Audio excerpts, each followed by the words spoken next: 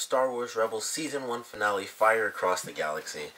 I hated the fact that I was a week behind getting to see this. I knew, it's the season finale. The last thing I wanted to do was wait an entire extra week to see what was going to happen. But, I finally got the chance to sit down and watch this, and I love this freaking episode. Like, there were, I think, 5 moments that just completely blew my mind in this episode where I was like, I didn't think that was going to happen in any way, shape, or form. Like, we lost the Inquisitor in this episode. That was one of the biggest things. I thought that was going to be the biggest thing. Like, first, his lightsaber got destroyed, and I'm like, holy crap, that was kind of like a really big thing for his character. He had a double-sided lightsaber, and it's the only lightsaber we've ever seen like that. As far as I know, I've never seen that in, any of the comics or heard about that before with the lightsaber that actually spun around. But his lightsaber got destroyed, and it's like, oh, he's going to have a different weapon in the next season. And then he dies, and he actually kills himself, I guess, because of the whole Darth Vader thing. Because he mentioned, like, Kannan, he was like, you have no idea what you've unleashed here.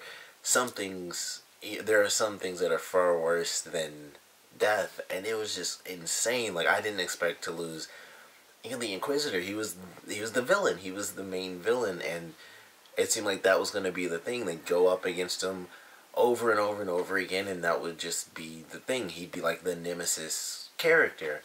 And he's gone. It's the end of the season. He gets defeated, which was an epic battle. I love that. It was instantly Phantom Menace, like, towards the end of that. As soon as they opened the door, like, just the way it looked, and it was like the narrow pathways and stuff. The first thing I thought was this, like, Phantom Menace or something, which for me is pretty cool. I know some people hate the prequels and all that extra stuff, but you can't deny the fact that the battles don't look awesome in the prequels. So I thought it was cool. It got even cooler when it was Ezra and Kanan versus the Inquisitor, and he's like, he's fighting against Kanan, and that was also sweet. Like, Kanan using Ezra's lightsaber, and he was like, I love the very beginning, and he's running, and the Inquisitor's just smiling as like an evil grin. And he just turns it off, and he just starts shooting at him. It's like, oh, what the heck? And then he's going to start blocking stuff. And it was just really funny, but it was so cool to see that. And that's just like, I never thought to do that. Like, just switch back and forth between shooting and using it in saber mode. I thought that was so cool. And it's like, he's like the bounty hunter type, but he is a Jedi. And so it's like, he has great skills with guns and things like that, which we've obviously seen throughout the entire series. But he is good with the lightsaber as well, and blending those two elements together for him gives him an advantage where he can really, really change up his fighting style. It's not just like, I'm attacking or I'm defending. It's like having a gun and a sword, and, it's all in one. So it's like, alright, he's far away. I can shoot at him to get close and then instantly switch and, go on the attack, or, keep the attack going. So it was really cool to see that, and I can't wait to see Ezra kind of adopt that. He won't be as good at it, of course, but he'll, having seen that, he'll learn, like, I can, switch back and forth. Like, I can defend, like, block a bullet, or, laser, deflect the laser, and then switch to, like, the gun mode of it, and then shoot someone, and then switch right back, in a couple of seconds. And using the Force, I'm sure he'd be able to adapt to that much faster than, like, an actual fight with someone else. But it'll be really great to see him sort of gain extra abilities, and he'll be able to take on battles a little bit differently. It won't just be like, I have to defend and deflect lasers. I can defend really fast, do like a force jump and just fly in the air and switch real fast, shoot a bunch of people, and then switch back while I'm coming down and deflect some more lasers. So that was a great fight. Ezra kind of being pushed off. Obviously, I think we all knew he wasn't gonna really be dead, but that led to Kanan just like going into like an insanely awesome mode. And it made it seem, when he took Ezra's lightsaber off the ground, or I guess he took his lightsaber back because Ezra was using it, when he was dual wielding, it really made it seem like he's actually better as a dual wielder than a single blade user. And I thought that was an interesting concept. Like, that's why he's not really able to fight as well against the Inquisitor, because he's not used to doing that. He's used to having, 2 lightsabers at one time, and, anything could have happened, and he lost his lightsaber. Or maybe, because he was still so young, he was still a Padawan, he was still kind of figuring it out, and at that time he may have just had one lightsaber on him. And, that's just kind of the thing I got, because, I know I've seen it before, like they did it in episode 2, I believe, where Anakin took the other lightsaber, and he was dual wielding for a quick minute, and then he kind of screwed up and got his arm chopped off. But I don't know if everyone can just pick up another lightsaber and it's like, boom, I'm a master at dual wielding. We don't, I don't know the specifics at least, but it seemed like he was incredibly comfortable. It wasn't like he was defending either. He was really going on the attack, and he was flipping and jumping. There was one point he did like a crazy spin where he bent like all the way back and spun around and stuff. I was like, I definitely wouldn't be able to make that. But it was such a cool fight. I love that scene. And, it was just great. Like, all the action and stuff was good. And then we got to find out who Fulcrum was, and that just like blew my mind when that happened. And I was right. The first thing I was right about was like, oh, it is a Jedi, because I saw the lightsabers when she was coming down. And they switched the angle. Like, I couldn't tell the voice at first because it is slightly different, like, because it's an older version. But as soon as she came down and she turned towards them, but we saw like her side and her back, I knew exactly who it was. And they showed her face, and she said her name. It just blew my mind that we got to see Ahsoka really come back. She survived Order 66. We got to see her, older. We got to see like her as an adult, and it was just amazing. I was just like, it blew my mind that we got to see Ahsoka Tano come back from Star Wars The Clone Wars, which I think a ton of people were waiting to see, because if I remember right, they did say that she'd be in it at some point, in that, it was basically canon before the show even started. They said Ahsoka is alive, and, she's there. She's out there somewhere or whatever. And everyone was kind of just waiting. I was looking up stuff over and over again. I think they had, it was either a real thing or it was just a fan art thing, but there's like some comics or something like that where it was Star Wars Rebels, and on the cover it had like an older version of Ahsoka.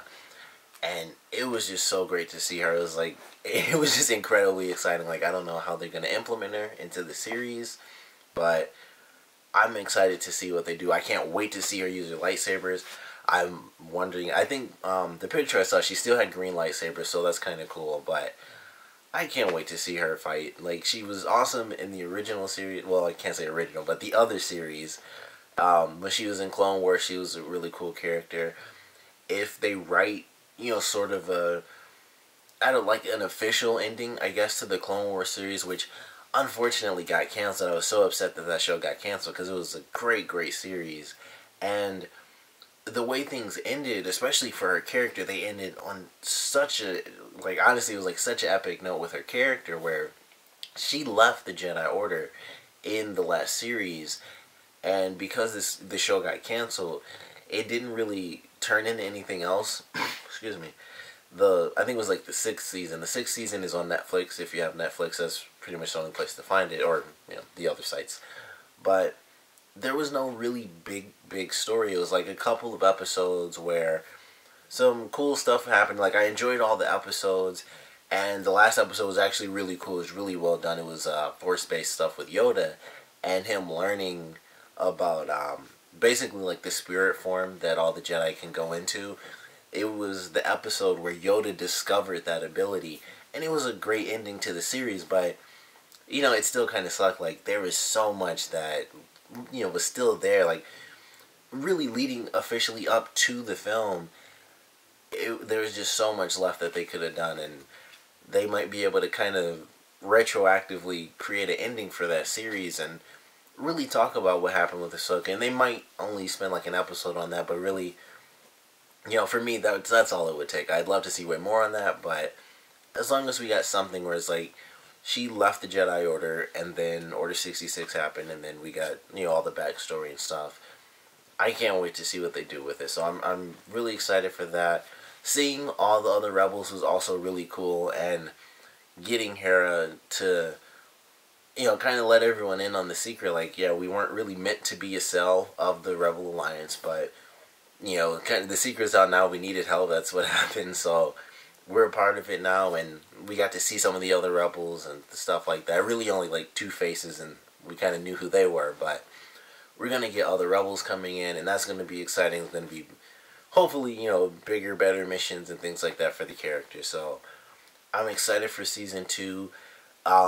I don't know what the heck they're gonna do with Darth Vader, and you know, he's taking the place of the Inquisitor, which is, you know, it's an odd step up because it's not like, oh, we have, you know, the Inquisitor and then we have this guy or something like that. It's like you went from this brand new character to the character of Star Wars. Like, you know, I would argue that Darth Vader is the most famous character from Star Wars, and you know, you bring him in, and it's only the end of the first season.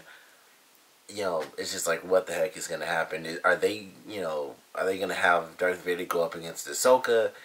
And like, that was the first thing I thought, was like, what are they gonna do with these two characters that meet? Like, does Ahsoka know that Anakin is Darth Vader? How could she not know? Because, you know, I mean, all the Jedi are split apart, but like, I don't know. Like, there's just so many questions. So I can't wait to see season 2, and you know, get whatever trailer is gonna happen for that. I love this season. I think it's a great show.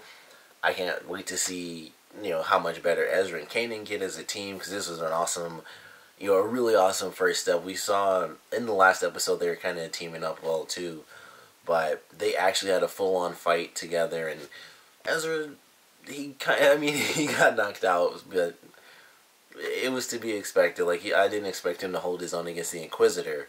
So even the little bit that we got, it was still really amazing. The Inquisitor versus Kanan, the final, you know, fight of it. It was cool to see Kanan win that one, but I would have loved to have seen the Inquisitor survive and, you know, like I said, be the Nemesis character. Even if Darth Vader came in, you know, that would be even more epic. I don't know how they could do that where they fight the Inquisitor and Darth Vader and they still survive. That would be a little hard to believe, which shows how nerdy I am. Like, that's hard to believe for me, but flying ships and, you know, lasers.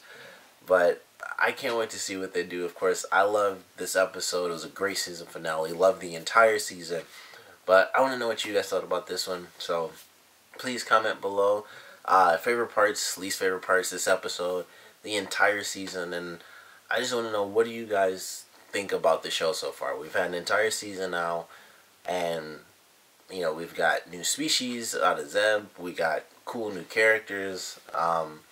You know, we got to see Sabine do some art in this episode, which I actually really enjoy, like her painting the ship and stuff. So they have a TIE fighter that's painted orange and stuff. And we have Ahsoka from Clone Wars. Of course, I want to know what you guys think about that, especially if you actually watch Clone Wars. How big of a deal is that, you know, seeing Ahsoka for the first time in the series, like grown up Ahsoka. So that was really cool. So I want to know what you guys thought about it. Like I said, I definitely want to know what you guys want to see out of season 2 and what you thought about this season. So please comment below, let me know. I know this was a really long review, but it's, you know, it's the season finale. It's hard not to do a long review for any show, but when it's something like Star Wars and they do stuff like this where they bring in characters from a show that got canceled on, you know, not just canceled, but this was canceled on a totally different network, and they took the time to, like, really appreciate what the fans love about Star Wars and what they did in the previous series that everyone, I think, was upset about that cancellation. So, you know, doing stuff like that is like a huge, huge thing. And they bring over the voice actors, like when they had, excuse me, Obi-Wan in the little hologram form.